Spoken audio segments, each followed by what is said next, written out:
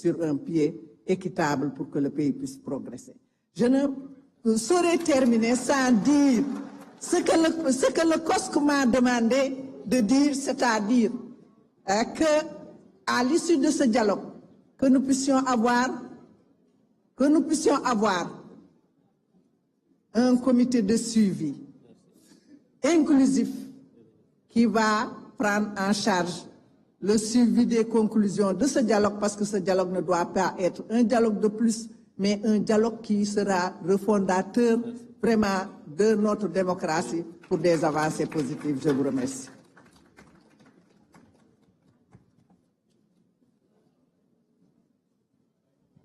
xanaa ma baamuwaat ko rek jotaay bi dañuy bañ mu yàgg ndax ñëpp a ngi fi toog te tey jour ouvrable la ñuy ñaan rek ñu tënku ci juróomi minute yi lépp xaju fi waaye ñu tënku ko ñu jox kàddu gi monsieur Mansour Sy Djamil su noppee ñu jox kàddu monsieur Alioune Tine fondateur Afrikajom Center.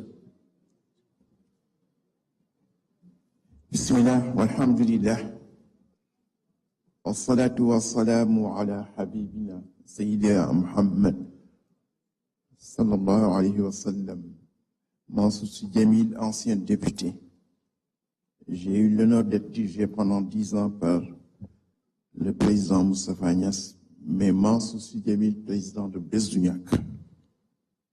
Monsieur le Président, Monsieur le Premier ministre, Monsieur le Président de l'Assemblée nationale, mes chers collègues et mes chers compatriotes, nous parlons d'un dialogue politique et quand on parle de politique, on parle des paroles, on parle des écrits, mais on parle également des actes. Et en matière de dialogue national, j'ai eu la chance, après 40 ans d'absence du Sénégal, quand je suis arrivé, le mois où je suis arrivé, j'étais dans le dialogue national de 2008. Et j'y ai été avec des gens exceptionnels. Ahmed Mokhtar Mbaw, Yann Yalla Rafetal Touraïm, Tanor Dieng, Maïmouna Kane, Mamadou Touré, des gens qui ont fait leur preuve partout et pendant presque 1 an et demi. Ce dialogue a été un questionnement pluriel de tous les problèmes du Sénégal. Nous l'avons conclu, nous l'avons adopté et en plus nous avons eu la chance immédiatement après le dialogue. Les assisards sont venus au pouvoir parce que c'est eux qui ont battu Abdoulaye Wade et qui se sont présentés. Donc on était majoritaire à l'Assemblée nationale. On pouvait passer toutes les résolutions des assises nationales, mais nous avons perdu cette occasion-là. C'est pourquoi, Monsieur le Président, on ne peut pas réinventer la boussole. J'ai entendu plusieurs fois Monsieur le Premier ministre se référer à ce dialogue, se référer aux conclusions des assises nationales. Je voudrais qu'on dépoussière ce document-là et qu'on essaye, c'est un éternel recommencement, il est vrai, mais qu'on essaye de tirer profit de l'ensemble des questions qui ont été débattues pendant 1 an et demi. Nous sommes partisans de dialogue parce que notre religion, l'islam, nous demande de dialoguer. Allah subhanahu wa ta'ala dit au prophète, ñi nga nekkal na say nawle nanu wa shawirhum fil amri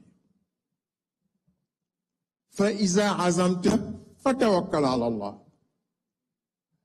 Na nga leen di consulter, na nga diisoog ñoom, lu la indi rek na nga ko wecceeg ñoom.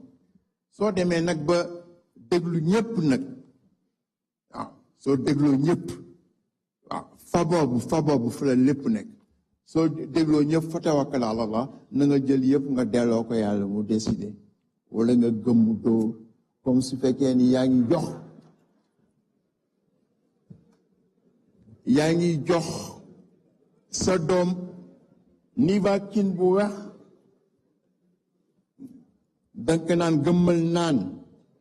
Fii nag yàlla daf ko wax ni que fa le deuxième fa la foofu la affaire bi yëpp nekk soo déglu arab mënoo ko dégg.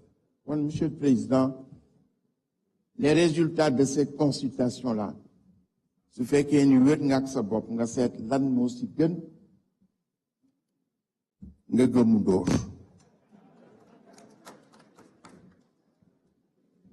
Barki démb rek Ousseynou on était ensemble à Saint-Louis si guddi Sëñ Babacar bi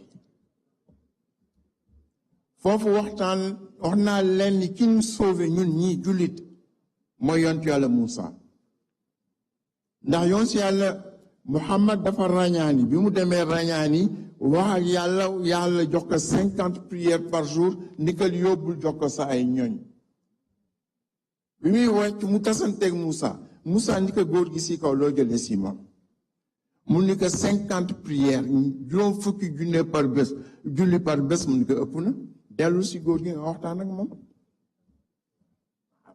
mu ni ko dellu nga waxtaan ak moom bi mu delloo mu koy wàññi di ko wàññi wa kaana ya'muru Moussa ar-rujuu ila ar-rahmani mustasxilan xamla al-haadi al-karami mu ni ko wàccal muy wàcc di wàcc di wàcc di ko wàññi di ko wàññi di ko wàññi dialogue ak yàlla dialogue diggante Moussa ak Muhammad sallallahu alayhi wa sallam Muhammad ak a gën Muhammad tax ñu bind ko waaye bi mu ñëwee ñuy dialogue ba yàlla def ko 5 prières gis nga 5 prières yooyu yàlla si mbaaxam ni ko am na valeur 50 prières par jour kon nag dialogue rek moo nu may loolu kon noonu continuer dialogue wasalaamu aleykum wa rahmatullahi taala. jërëjëf ñuy woo monsieur Alioune Tine ñu ko jox kàddu gi su noppee ñu jox kàddu gi monsieur Babacar Fall président du GRADEC.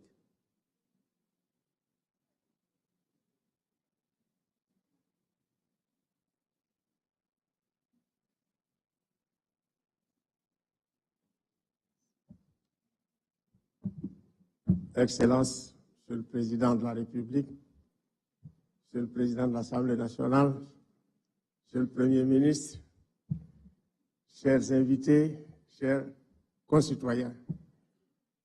Africa Jom Center se réjouit de cette initiative.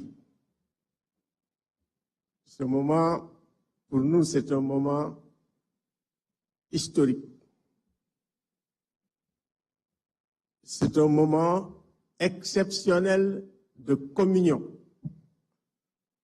entre les gouvernants et les gouvernés.